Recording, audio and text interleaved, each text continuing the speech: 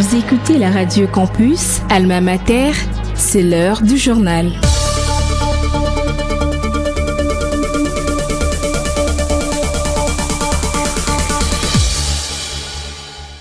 Merci de choisir la 107.6 MHz pour vous informer au sommaire de ce journal.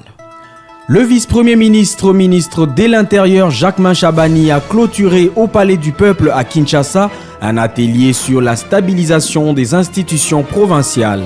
La première ministre Judith Suminwa a reçu à Kinshasa Jean-Pierre Lacroix, secrétaire général adjoint de l'ONU chargé des opérations de maintien de la paix. Les étudiants de l'université de Kinshasa prendront part au concours Éloquence 360 qui aura lieu à l'hôtel du Fleuve. Vous suivrez la ministre de la Culture et des Arts de la coordination estudiantine de l'université de Kinshasa. Voilà tout pour le sommaire. À présent, le développement de tous ces titres. Vous êtes branchés sur la radio Campus Unikin, la radio du savoir, sur 107.6 MHz, votre radio. Comme je l'ai dit au sommaire, la première ministre Judith Suminwa a reçu à Kinshasa Jean-Pierre Lacroix, secrétaire général adjoint de l'ONU chargé des opérations de maintien de la paix. Les deux personnalités ont évalué la situation sécuritaire et humanitaire dans l'Est de la République démocratique du Congo. Les discussions ont porté sur l'état du processus de paix de Washington et des Doha, l'application de la résolution 2773, le rôle de la MONUSCO dans la protection des civils, ainsi que la nécessité d'un accès humanitaire libre et d'une mobilisation accrue des ressources. Judith Suminwa a réaffirmé que la paix dans l'Est demeure une priorité de son gouvernement et a réitéré son engagement à travailler avec l'ONU et les partenaires pour mettre fin aux exactions du M23 et de ses soutiens. Le vice-premier ministre de l'Intérieur Jacquemain Chabani a clôturé au Palais du Peuple à Kinshasa un atelier sur la stabilisation des institutions provinciales. Pendant 2 jours, gouverneurs, vice-gouverneurs et membres de bureaux des assemblées provinciales ont échangé sur les causes des crises récurrentes entre les exécutifs et les législatifs en province, souvent marquées par des motions de défiance et des censures. Les participants ont signé un acte d'engagement prévoyant notamment un cadre permanent des concertations, le respect strict de moyens de contrôle parlementaire avant tout recours aux motions, ainsi que la digitalisation des recettes pour renforcer l'autonomie financière. Nouvelle flambée d'Ebola dans le Kasaï, 28 cas dont 15 décès ont été enregistrés dans les zones de santé de Boulapé et Moueka. Les autorités qui évoquent la souche Zaïre du virus affirment avoir déployé des mesures pour éradiquer la propagation de ce virus. On écoute le docteur Roger Kamba, ministre de la Santé.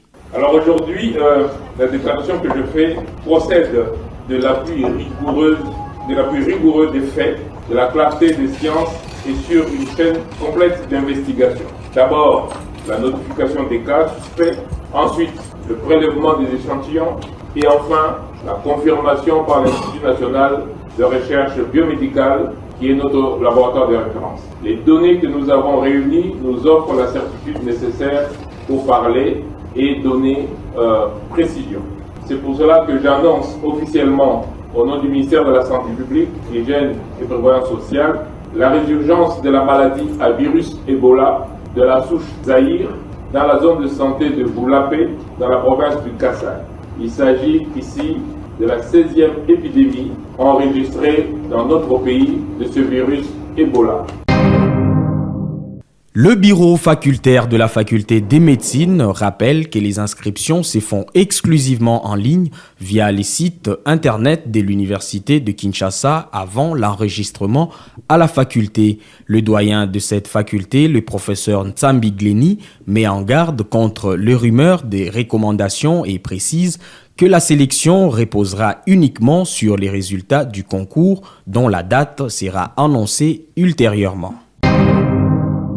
Le soutenance des mémoires se poursuit à l'université de Kinshasa, marquant la dernière étape du parcours académique des étudiants, un moment de grande satisfaction pour ces finalistes qui n'ont pas manqué de partager avec nous les résumés de leurs travaux. On les écoute. Je suis Joël Tuka Matala, étudiant en terminale. Nous avons eu l'honneur de finir notre cursus académique. Il était question de présenter une thématique combien si technique, vu la spécificité et la manière dont les marchés publics en République démocratique du Congo évoluent. Nous avons scripté sur les règlements non juridictionnels du contentieux des marchés publics par le comité de règlement des différends de l'autorité de régulation des marchés publics. Cette recherche nous a permis de voir comment transformer le comité de règlement des différends en une véritable juridiction. Et cette juridiction permettrait à ce que les marchés publics soient respectés en République démocratique du Congo et concourir aussi au développement économique de notre pays. Pour éviter d'ailleurs de donner ce qui s'est passé avec le procès Moutamba, l'ex-ministre de la Justice, vous avez vu que la Cour s'est décidée. En vertu du principe selon lequel la Cour connaît tout, la Cour s'étant décidée, la procédure de passation des marchés publics a été respectée, mais seulement le départ a été violé. C'est pour cela que la Cour a décidé ainsi. Mais l'apport dans notre recherche, c'est que nous sommes en train de chercher à ce que les comités de règlement des différends de l'autorité de régulation des marchés publics soient transformés en une véritable juridiction. Et cette transformation concourerait au développement économique de notre pays. Je suis étudiante Kabanga Mukajmweni de Relations internationales. Je viens de défendre mon mémoire qui porte sur la résolution 2773 du Conseil de sécurité des Nations Unies, adoptée le 21 février 2025. Alors, tout au long de notre recherche, nous avons surtout parlé de défis que rencontre cette résolution. Depuis son adoption, la résolution n'est pas toujours d'application. Nous avons porté quelques pistes de solutions. Nous avons recommandé au Conseil de sécurité d'imposer au Rwanda des sanctions économiques ainsi que des sanctions politiques, envoyer une brigade doté de mandats offensifs pour imposer la paix à l'est de la RDC. L'ambiance dans la salle, tout s'est bien passé, dans la sérénité. J'avais pas trop de stress là, j'étais calme, ça s'est très bien passé. Moi, c'est M. Emmanuel Chumanga, l'étudiant de la faculté des sciences sociales, administratives et politiques. Alors, l'intitulé de notre travail était mise en œuvre du programme 145 territoires, état de liés, perspectives dans les territoires de Mouéka. Nous avons démontré comment le territoire a été aussi classé dans les 145 territoires. Malheureusement, les travaux ne sont pas réalisés à 100% vu l'impraticabilité de la route qui menait des travaux de la province de Tchukapa vers le territoire de Mouéka. Cela n'a pas été facile. Alors jusqu'à maintenant, le territoire prouve toujours des difficultés, entre autres parmi les éléments ou les infrastructures qu'il fallait doter dans mon territoire de Mouéka, construction des centres, des routes, des centres de santé, des écoles. Alors tout cela, en tant que scientifique, ce travail pourrait permettre aux autres chercheurs d'établir encore beaucoup plus, peut-être d'avancer là où moi je n'ai pas pu arriver. Qui puisse encore chercher beaucoup plus et ça pourrait encourager les membres de ce territoire à faire mieux ou à donner des solutions à des problèmes qui se passent jusqu'à maintenant.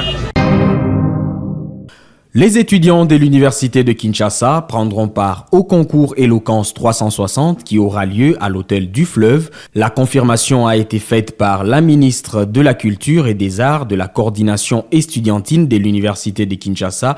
Emmanuela Mwinga annonce par ailleurs les débuts à l'UNIKIN des présélections des étudiants qui veulent participer. Elle donne aussi les modalités des participations à ces concours. Le concours Éloquence 360 vise tout premièrement à mettre en exergue l'art oratoire au sein de l'université. Dans plusieurs universités, dont principalement l'UNIKIN, l'UPC, l'UPEN, l'IFASIC et j'en cite. Donc c'est un appel à tous les étudiants pour venir s'inscrire massivement aux sélections pour pouvoir représenter l'université lors de ce très grand concours. Voici les critères de sélection. Être tout d'abord étudiant à l'université, donc avoir payé les frais académiques, ne pas être en classe débutante, donc déjà avoir fait 2 ans à l'université, être en L2 je suppose, être éloquent, être étudiant à l'université de Kinshasa, donc avoir payé les frais, être en promotion de L2 ou plus, être éloquent,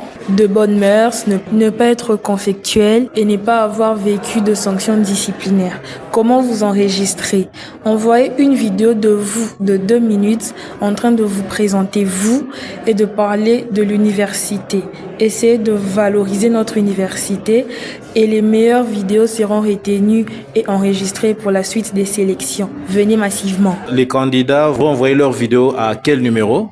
Plus 243 99 40 28 646. Et le concours, la présélection commence quand? Dès maintenant et elle prendra fin ce samedi. Le jour n'a pas encore été fixé par les organisateurs, mais ça sera très bientôt.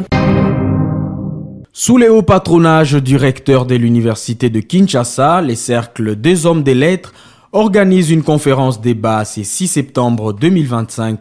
Cet événement se déroulera à l'amphithéâtre de la faculté des lettres et sciences humaines et aura pour thème pouvoir traditionnel, médias et culture au service de la paix. L'objectif de cette rencontre est d'examiner le rôle de pouvoir traditionnel et des médias dans la promotion de la paix dans la société. On écoute à cet effet le président du Cercle des hommes des lettres, Séraphin Mikobi. Nous confirmons la tenue de la conférence et débat placée sous les hauts patronats du recteur de l'université de Kinshasa, le professeur Jean-Marie Kayemben Toumba, samedi 6 septembre 2025 à l'amphithéâtre de la faculté de lettres et sciences humaines de l'UNIKIN à partir de 9h juste. Cette conférence portera le thème « Pouvoir traditionnel, médias et culture au service de la paix » avec 2 intervenants des marques, en l'occurrence Sa Majesté Mfumudifi Mantinou et le professeur Paul Omandi. Ça sera l'occasion pour nous de lancer officiellement le Cercle des hommes de lettres à l'université de Kinshasa après une année d'existence. Et ceci intervient après l'obtention de l'agrément officiel signé par décision rectorale. C'est à cette occasion que nous disons merci au comité de gestion de l'université de Kinshasa d'avoir placé sa confiance en nous et nous demandons à tous les étudiants, chercheurs et enseignants de la colline inspirée de bien pouvoir se joindre à nous pour que cette conférence ait du succès. Et par cette même occasion, nous demandons à tous les étudiants de la colline inspirée qui possèdent du talent de bien pouvoir rejoindre le Cercle des hommes de lettres, qui est cette structure qui essaie de valoriser la culture congolaise dans les milieux académiques d'une manière générale, mais bien plus en particulier la littérature congolaise. Et cette structure n'est pas seulement pour les étudiants de la faculté de lettres et sciences humaines, mais aussi de toutes les facultés de l'UNIKIN qui possèdent du talent, puisqu'on ne doit pas quand même le répéter. Partout, on écrit, on parle et on lit. C'est la fin de cette édition du journal, mais avant de nous séparer, je vous rappelle les principaux titres. Le vice-premier ministre de l'Intérieur Jacques Machabani a clôturé au Palais du Peuple à Kinshasa l'atelier sur la stabilisation des institutions provinciales. Vous avez suivi les détails dans ce journal. La première ministre Judith Suminwa a reçu à Kinshasa Jean-Pierre Lacroix, secrétaire général adjoint de l'ONU chargé des opérations de maintien de la paix. Les étudiants de l'université de Kinshasa prendront part au concours Éloquence 360 qui aura lieu à l'hôtel du Fleuve. Vous avez suivi les détails dans ce journal. Mise en onde par Emmanuel Boutella, concours rédactionnel Jean-Paul Koutoumissa. La technique est assurée par Sylvain Chizungu, Jason Loudem sous la supervision de Luxen Kinounou.